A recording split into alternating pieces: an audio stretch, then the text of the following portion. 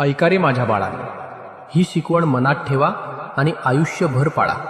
यातूनच खरा आनंद आणि शांती मिळते. 1. श्रद्धा आणि नामस्मरण. संकट ही आयुष्याचा भाग आहेत. संकट आली की देव विसरू नका. माझं नामस्मरण करा आणि श्रद्धा ठेवा. श्रद्धा ठेवल्याने कोणतंही संकट लहान वाटतं.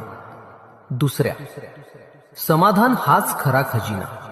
धनदौलत क्षणात येते जात असते, पण ज्याच्या मनात समाधान आहे तोच खरा श्रीमंत आहे.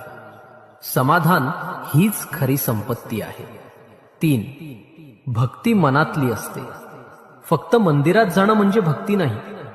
भक्ती म्हणजे प्रत्येक क्षणी देवाची आठवण ठेवणं. हीच भक्ती मन शुद्ध करते आणि जीवन सुंदर करते. 4. राग मनाला जाळतो. राग दुसऱ्याला नाही, तुलाच